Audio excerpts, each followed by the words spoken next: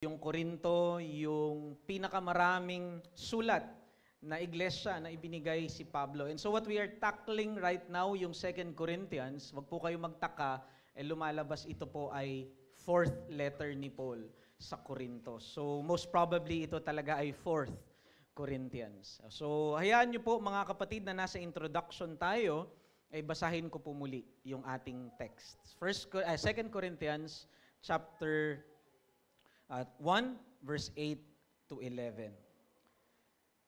For we do not want you to be unaware, brothers, of the affliction we experienced in Asia, for we were utterly burdened beyond our strength that we despaired of life itself. Indeed, we felt that we had received the sentence of death, but that was to make us rely not on ourselves, but on God, who raises the dead. He delivered us from such deadly peril, and He will deliver us. On Him we have set our hope, and He will deliver us again. You also must help us by prayer, so that many will give thanks on our behalf for the blessings granted to us through the prayers of many. Mga kapatid, meron pong isang well-known proverb. At ito po ang sinasabi, isa tong Arab proverb. All sunshine makes a desert. Ang laging pagsikat daw ng araw ay lilikha lamang ng isang disyerto. Mga kapatid, ako po ay naniniwala na ito ay tama.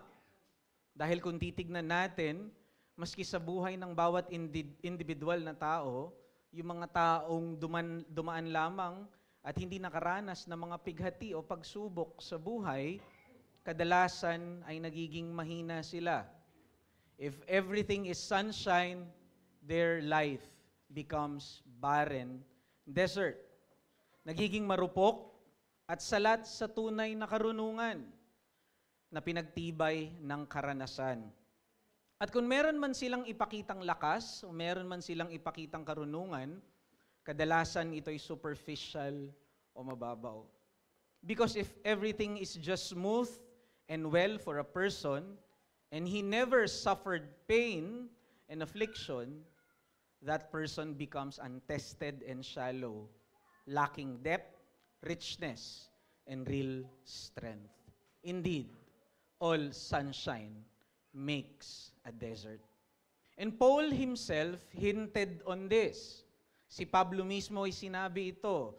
Remember in Romans 5 verse 3 to 5, ito ang sabi niya, but we also glory in our afflictions because we know that afflictions produces perseverance, and perseverance produces character. So when we undergo severe trials and afflictions, sabi ni Paul, ito'y lumilikha sa atin ng perseverance, at itong perseverance na ito ay lumilikha ng depth ng character. Yes, afflictions, we know, is a result of sin and the fall.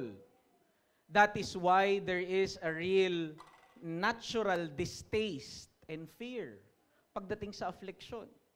Natural sa atin yung hindi maging pleasurable yung affliction, natural sa ating matakot sa mga affliction and suffering sa buhay. Dahil ito yung resulta ng kasalanan at hindi ito part ng perfection na nilikha ng Panginoon before the fall of Adam. Ngunit hindi natin fully maintindihan, and maybe we will never truly understand on this side of heaven, bakit sa kabila ng ating pagkaligtas, sa kabila ng ating pakikipag-isa kay Kristo Jesus, we still have to undergo afflictions and sufferings. Again, we are reminded by Paul in Philippians 1:29, for it has been granted to us not only to believe in Him, but also to suffer for His sake. It was given to us na hindi lamang manampalataya kay Kristo, ngunit ang makiisa at makihati sa Kanyang paghihirap. No, hindi natin fully maunawaan yung layunin ng eternal na karunungan ng Diyos, but we still know that in God's loving and wise hand, these afflictions and sufferings are used by Him as merciful means, as teaching tool, as smarting rod, means of sanctification to keep us safe and for our good. Ulitin ko, hindi natin lubusang maintindihan kung bakit pinapadaan tayo ng Panginoon sa mga afflictions, but in God's loving and wise hand, these afflictions and suffering are used by God as merciful means of sanctification and for our safe keeping. Pinakamaganda siguro po makita natin na yung suffering at affliction ay parang scalpel and knife sa kamay ng isang magaling at matalinong surgeon. Hindi po ba? And there is this natural fear sa atin kapag mag-undergo tayo doon, but we know that in the hands of a wise and skillful surgeon, yung scalpel at yung knife na yon will take away that tumor or that thing that makes us sick. Brothers, ganyan din ang affliction sa kamay ng ating Diyos.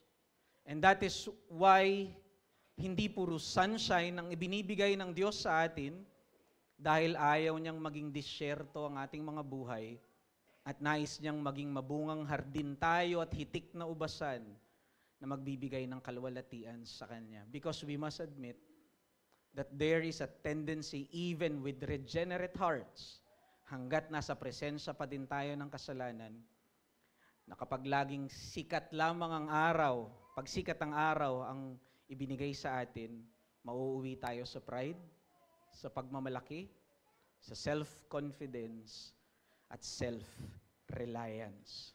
And usually, nagiging mababaw at shallow yung ating pagtitiwala kay Kristo. Because most of the time, the desert of self-reliance and pride is formed in life of ease, leisure, and comfort. And that is why God often sends storms and rainfalls of afflictions to rescue us from drought and barrenness. At sa ating teksto ngayon, mga kapatid, ito mismo ang patotoo sa buhay ni Apostol Pablo at sa kanyang ministeryo na kanya namang tapat na ibinahagi sa mga taga-Korinto. In verse 8 and 9, we saw there, ang sabi ni Paul, For we do not want you to be unaware. We do not want you to be uninformed or ignorant of the afflictions that we experience in Asia. Notice, plural yung afflictions. Hindi lang isa. Ito'y madami. In fact, may bigat ito pagdating sa original language na nagpapakita na ito talaga ay matindi. And mamaya, ilalahad ni Paul, i-express niya yung matinding affliction na ito. Baka magtaka tayo, Asia, hindi po to Asia na alam natin ngayon. Asia na tinutukoy dito is a Roman province. Naalala niyo yung 7 churches doon sa Revelation, yun yung Asia nung time na ito na tinutukoy ni Paul. Yung Sardis, yung Smyrna, yung Colossae, at kasama dito yung Ephesus. And in fact, Ephesus is the capital city of Asia na tinutukoy dito ni Pablo. So most probably, it is in Ephesus. And around that area na kung saan naranasan ni Pablo. And remember, kailangan mo mag-travel two-way via Aegean Sea or via land travel para mapunta ka doon sa Corinth. At yan ang ibinahagi ni Pablo sa mga taga-Korinto. Now in verse 9, Paul showed how heavy and how great this affliction na kanyang na-experience sa Asia, particularly I believe in Ephesus. Dinescribe niya ito using superlatives. Ang sabi niya sa verse 8, he was utterly pressed beyond his strength. Utterly pressed. Naalala niyo, di ba?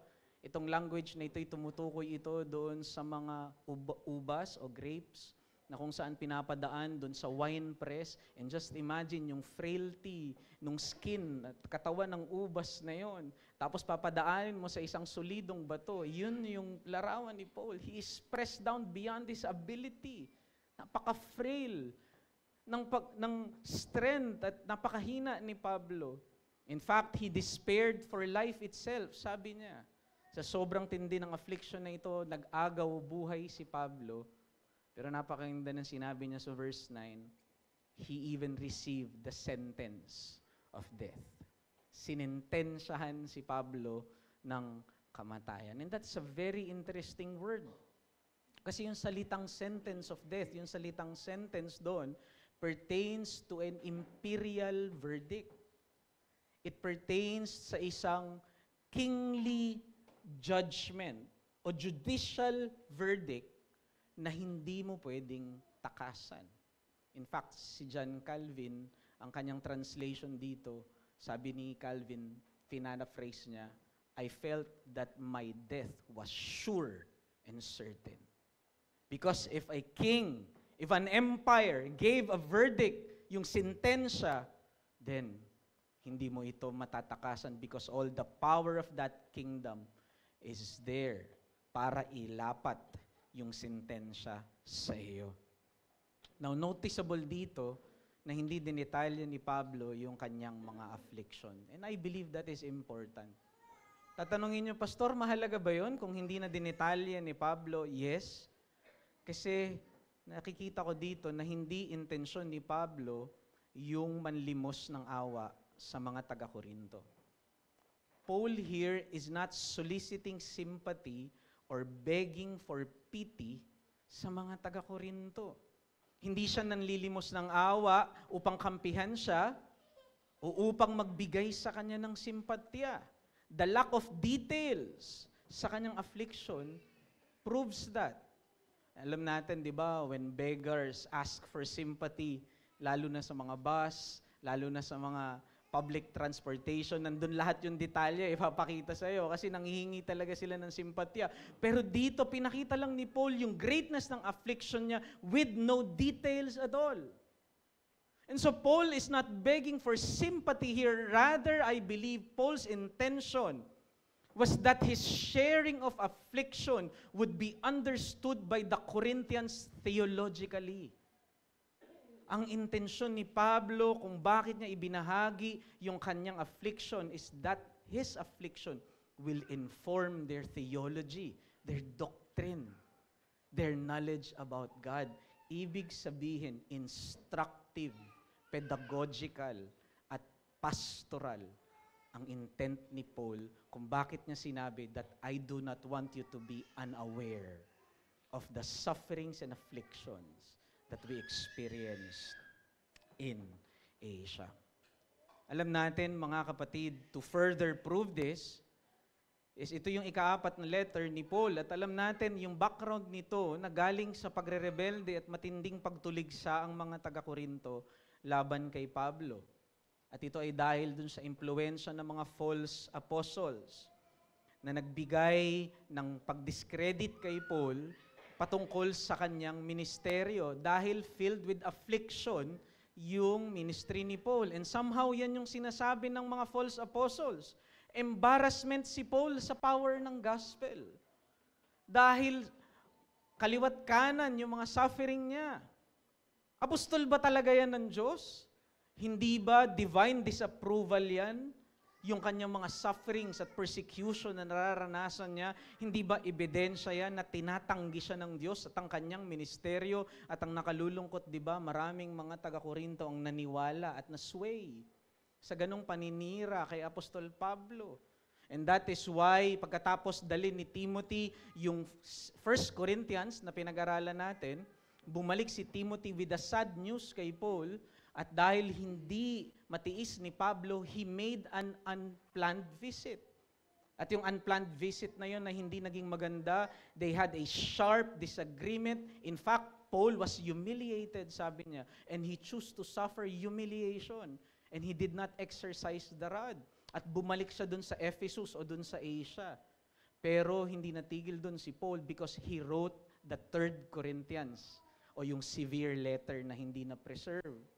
At sa biyaya ng Panginoon, sa tulong ni Titus, si Titus naman yung nagdala nun, ay nagrepent yung maraming mga taga-Korinto because of that severe or painful visit and severe letter. At pagbalik ni Titus, bit-bit din niya kay Paul, yung magandang balita, marami sa mga taga-Korinto ang nagsisi. And that further proves our point na hindi kailangan mamalimos ng awa ni Pablo because ang intent ni Pablo dito sa kanyang letters sa Corinthians, yung 2 Corinthians, is for further supplemental teaching sa mga kinahulugan nilang maling katuruan na minsang nahulog sila. This is to correct their faulty views and the wrong view, especially about his affliction and suffering.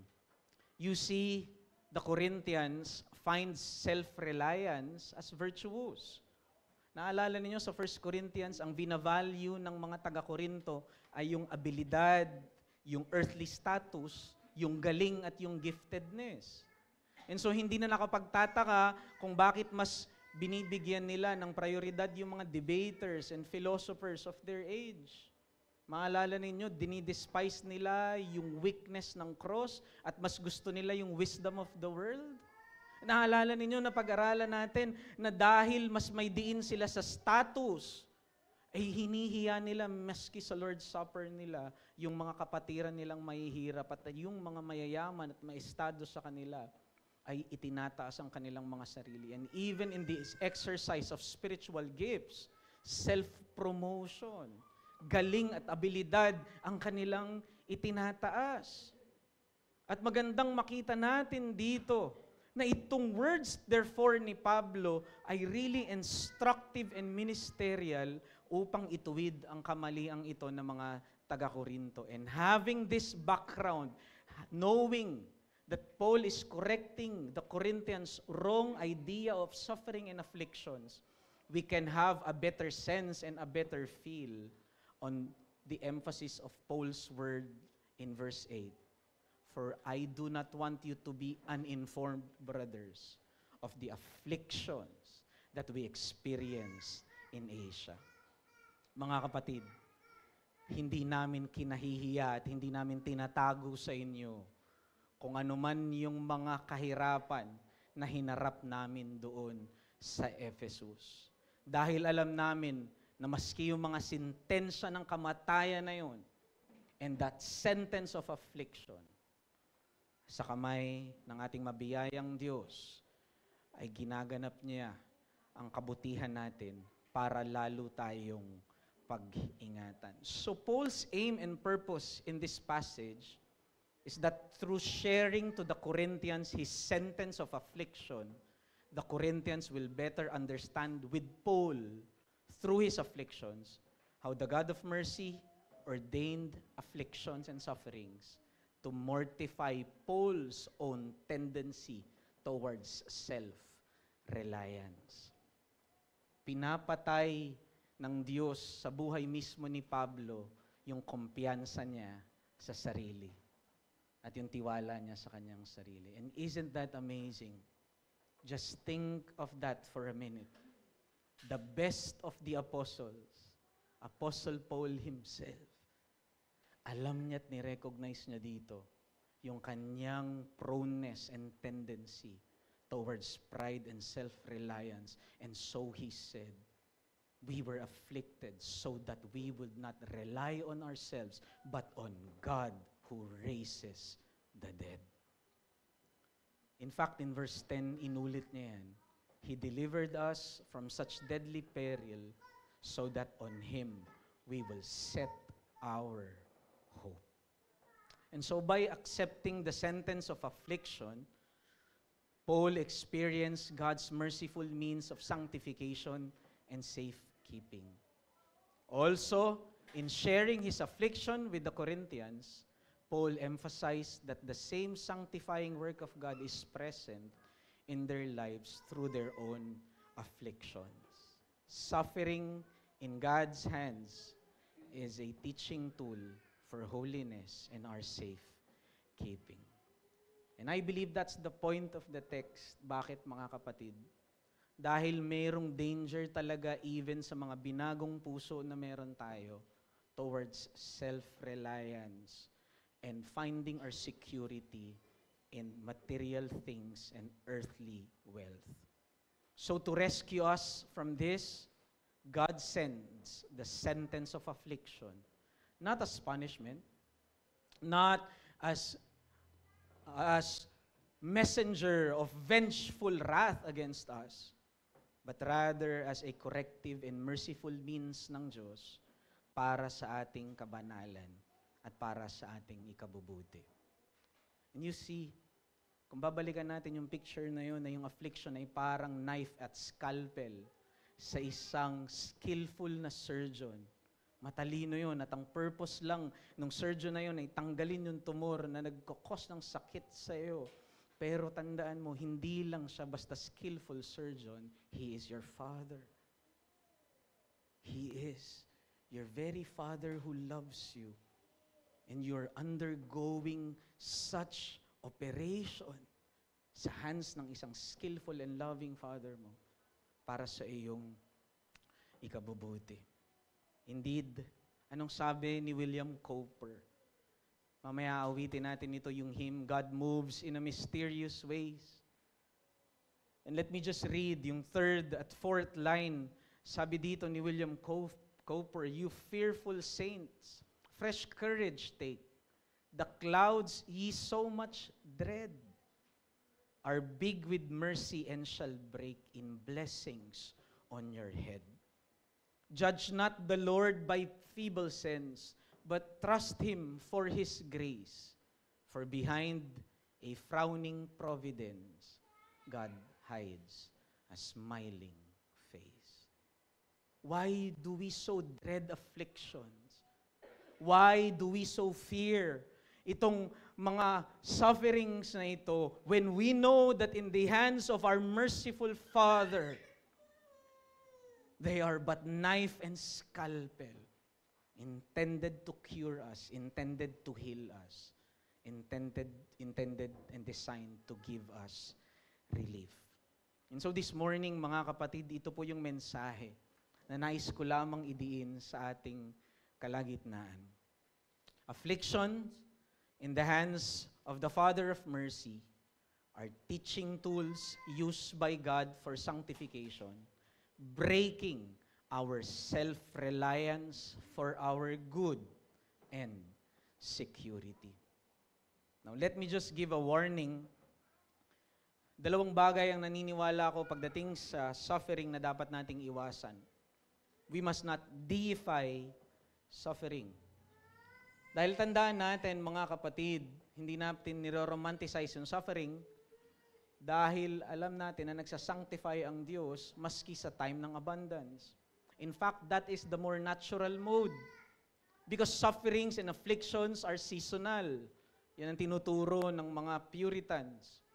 And so, tandaan natin na sa mga times pa rin ng abundance ng normal o yung kaayusan, dyan tayo sinasanctify ng Diyos. So that we must not deify suffering. But we must not also deny suffering.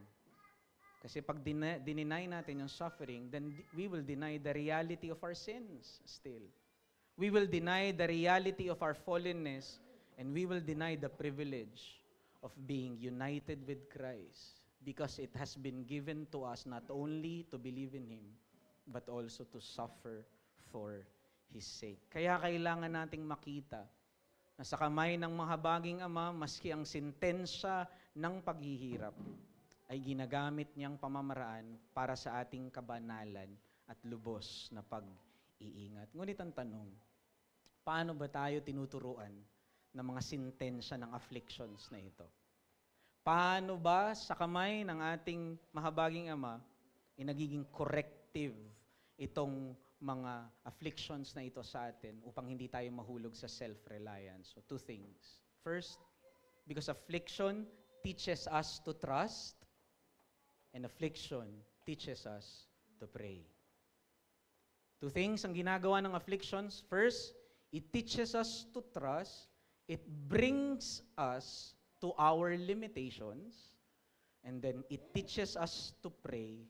It forces us on our knees. So first, brothers, tinuturuan tayo ng affliction to trust because it brings us to our limit. Teka lang po, inom lang po ako.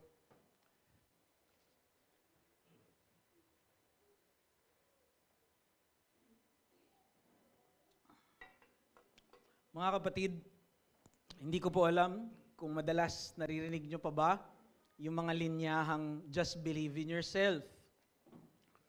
Kahit siguro sa mga kaibigan natin at sa mga tao sa paligid o mga tambay, naririnig natin ito na sinasabi sa atin, Brad, tiwala lang sa sarili.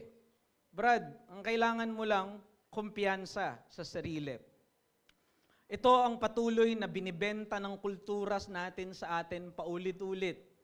Kumpiyansa sa sarili, just believe in yourself. You can do anything. You can become anything you want at pwede mong ma-achieve ang lahat ng gusto mo, just believe in yourself. Tiwala sa sarili. But brothers, this is the message of self-esteem and self-reliance. Just repackaged. Dahil alam natin, mga kapatid, ito'y deception ng dyablo at alam natin na ito yung gustong ng kasalanan na paniwalaan natin because this is so opposed to the message of the gospel. Because the message of the gospel is that we are failures, we are losers, and that is why we need a champion. And that is only Jesus Christ. The best of us, Adam, is a failure. And that is why scriptures is littered with failing men. From Cain to Jacob, a murderer and a deceiver. From Moses to King David, a faithless person and an adulterer. And even sa mga Israelites, hanggang kay Apostle Paul. Because here we see, Apostle Paul himself is admitting that there is a tendency for him to rely on himself. Ang sabi ni Richard Sibbes, even the best of us must admit that we are failures. Even the best of us must submit to Christ.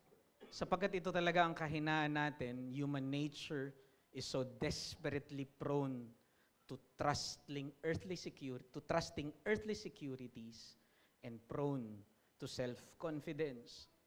Sabi ni Richard Sibbes, and I quote, "We are prone to trust sensible things naturally.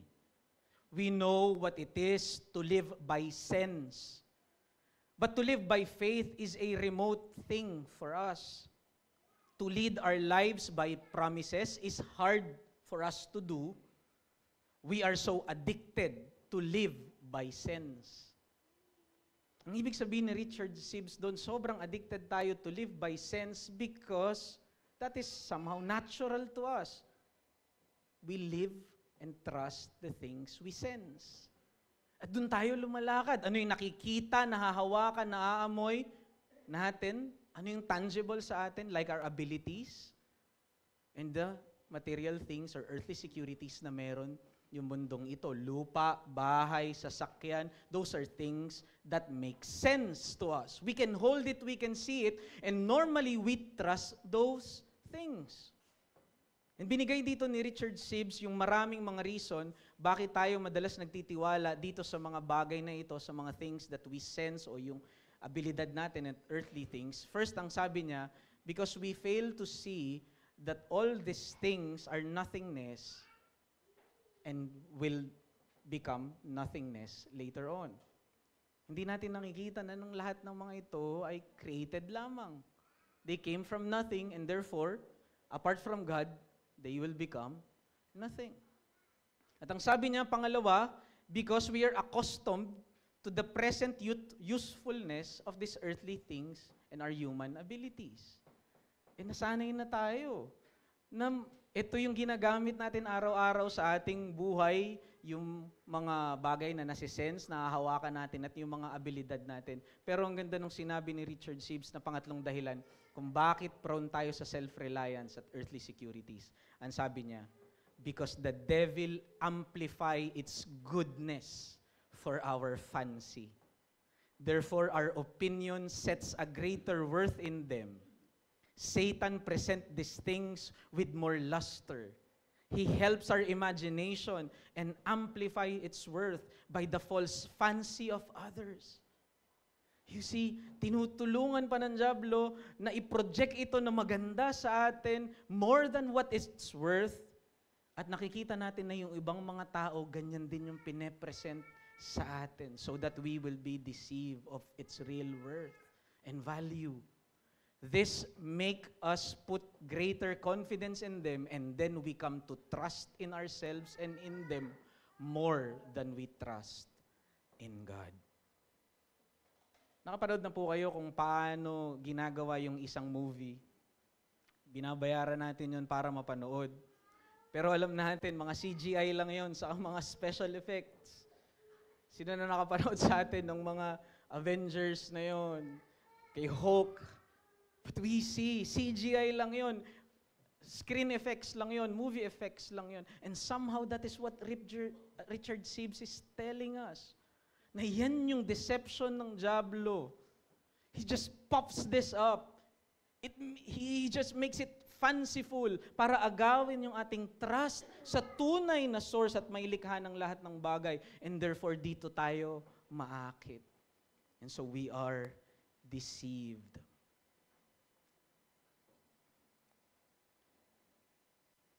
Para iligtas tayo ngayon sa ating mga sarili, anong gagawin ng Diyos? God will send the messenger of affliction. Afflictions takes away the fuel that feeds pride and self-confidence. It brings us to reality, to who is really the Father of mercies and the God of comfort.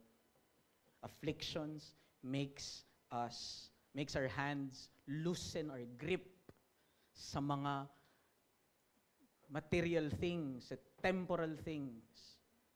At tinutulungan tayo ng mga affliction to have a death-like grip sa kung ano talaga yung eternal at kung ano talaga yung totoong source ng ating security. Ang sabi ni Richard Sibbes, and again I quote, God in all outward things that are ill intends the good of the soul. He takes liberty to take away health and liberty. He takes away friends and He takes away our comforts. But whatever He takes away, He intends the good of the soul. And all the ills that He inflicts upon us, they are to cure a worse ill, the ill of the soul. Kung ano man daw yung ibinibigay ng Diyos na mga affliction or ill, ay meron itong greater na layunin at ito yung ilunasan, yung greater nating sakit.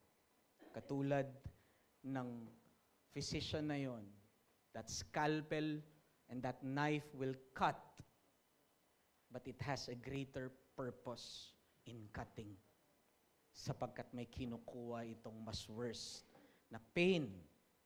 In fact, magdudulot sa atin ng kamatayan. Upang pagalingin ang isang pusong hindi nagtitiwala, upang pagalingin ang isang pusong makamundo at mapagmataas at makalaman na puso, na labis na nalulung sa mga bagay na temporaryo at bagay sa lupa. We must admit, mga kapatid, na madali tayong malulong talaga sa mga bagay sa mundo. Hindi ho ba? That is our normal tendency even with regenerate hearts.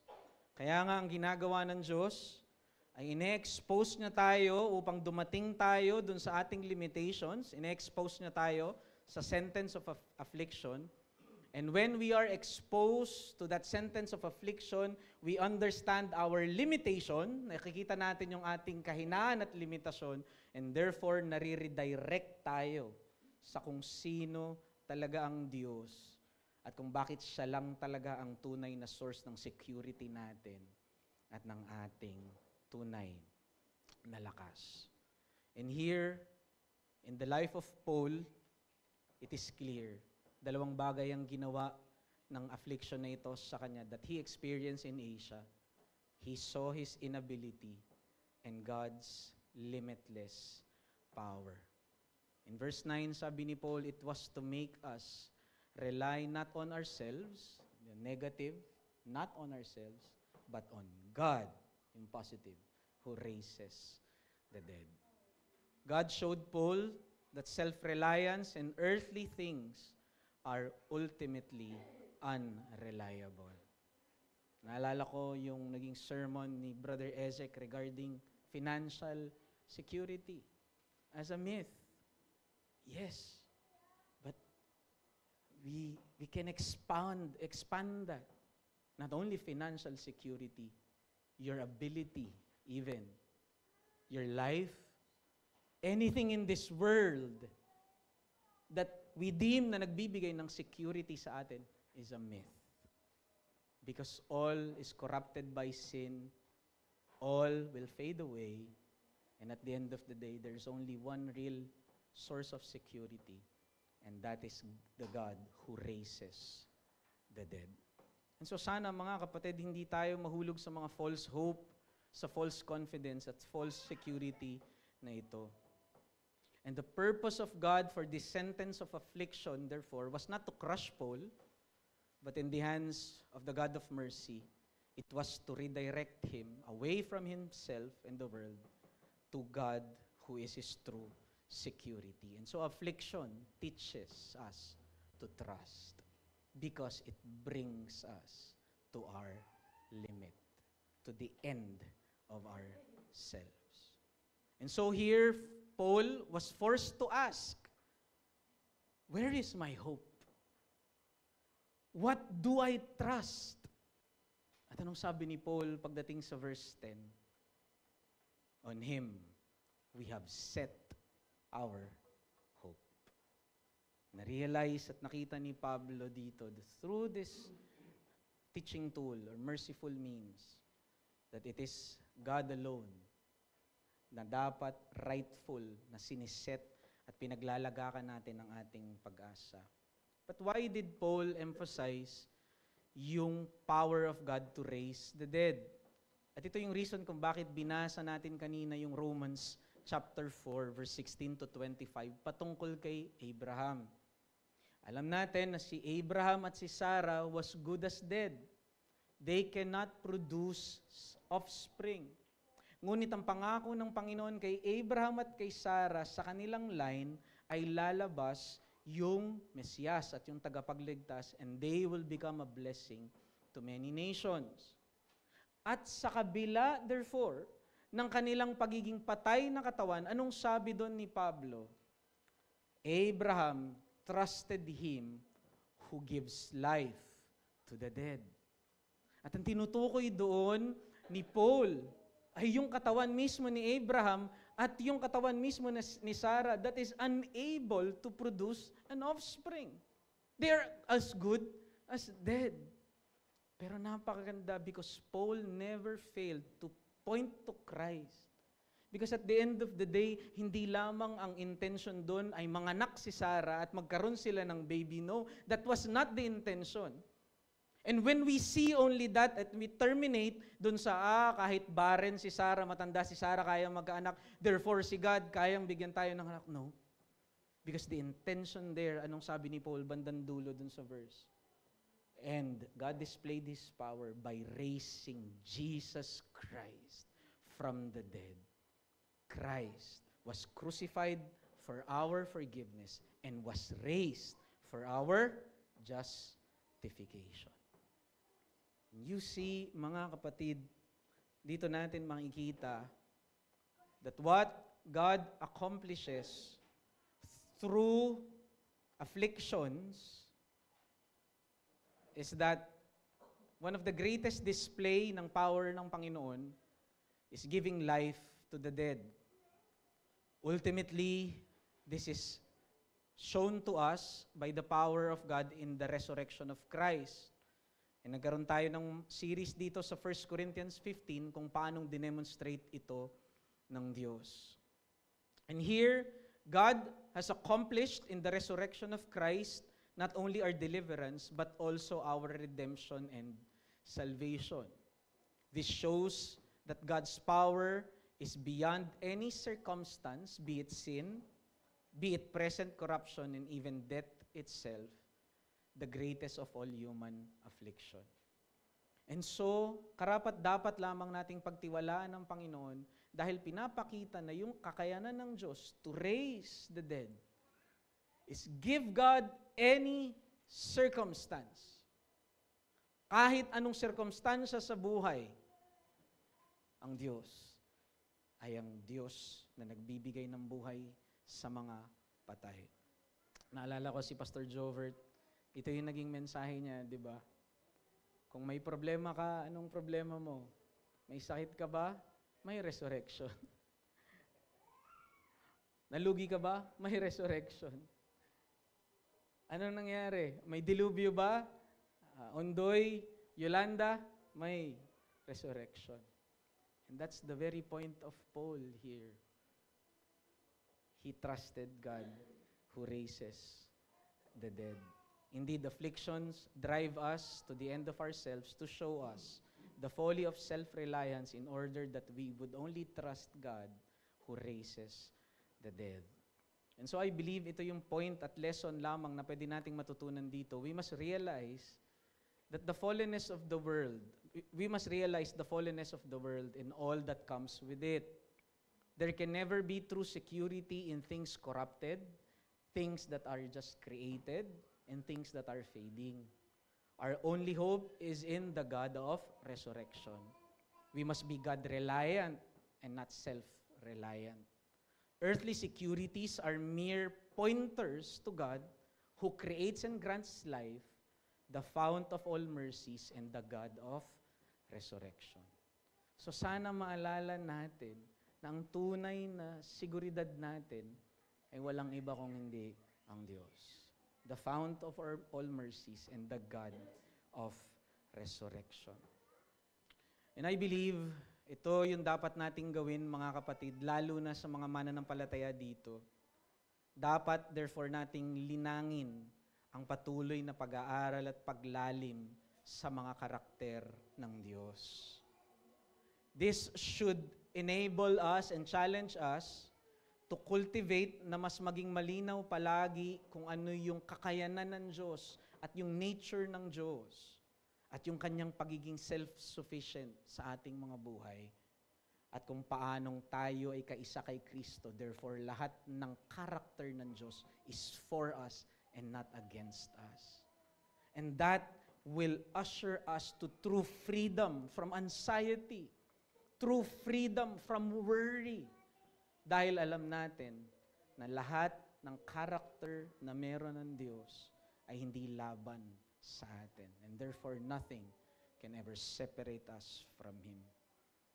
Another thing na matututunan natin alalahanin din natin na ang mga nakaraang pagsaklolo ng Diyos sa atin ay lalo dapat nagagamit na magpatibay ng ating katiyakan sa katapatan at karakter ng Diyos sa ating mga buhay. In fact, yun yung point ng verse 10. Anong sabi ni Paul? He delivered us and He will deliver us, and therefore we place our hope that He will deliver us again. He delivered us and He will deliver us and He will deliver us again. Dapat sa patuloy na paglinang natin sa karakter ng Panginoon at pag-remind natin ng kanyang mga nakaraang pagsaklolo at pagtulong sa atin, nagbi-build up yung trust natin sa Kanya. And so yung pangatlo, sariwain din natin na dahil sa buhay ng ating resurrected Christ, ang pananalangin niya ang laging magiging security natin at tunay na mag-iingat sa atin. So meron ka bang matinding problema ngayon sa trabaho? May matinding problema ka ba sa pamilya? May matinding problema ka sa negosyo, sa pag-aaral, pinansyal na pangangailangan? May matinding problema ka ba sa kasalanan, karamdaman o sentensya ng kamatayan? Yan ba yung hinaharap mo ngayon? The worst of all affliction, the sentence of death? pinapanalangin ka ng resurrected King mo. May resurrection, kapatid. Ito ang maging seguridad at pagkatiwalaan mo. Ano naman ang halaga nito sa iyo na wala pa kay Kristo?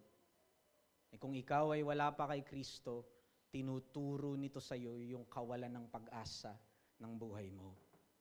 Wala kang pag-asa, wala kang comfort dahil wala ka kay Kristo. At hindi ka parte ng pinapanalangin ng Panginoon kung wala ka pang pananampalataya kay Kristo. Kung sa isang mananampalataya, malaking comfort sa kanyang ipanalangin ni Kristo, hindi ka ba natatakot na hindi ka pinapanalangin ni Kristo dahil hindi ka nananampalataya sa Kanya at nananangan ka pa rin sa sarili mong lakas?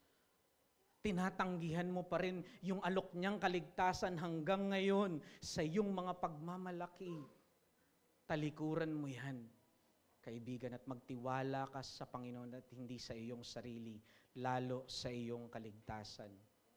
Dahil anuman ang problema mo ngayon, tandaan mo, ang pinakamalaking problema mo, kaibigan, ay yung sentensya ng kamatayan sa iyo na nakaamba. At kung ikaw ay magpapasakop kay Kristo, ipakita mo ito sa pamamagitan ng iyong pagsisisi sa kasalanan at buong pagsuko kay Kristo bilang tangi mong kaligtasan. Hindi yung mabubuting gawa mo, hindi yung pagsisimba mo ngayon, kundi si Kristo lang ang tangi mong pag-asa.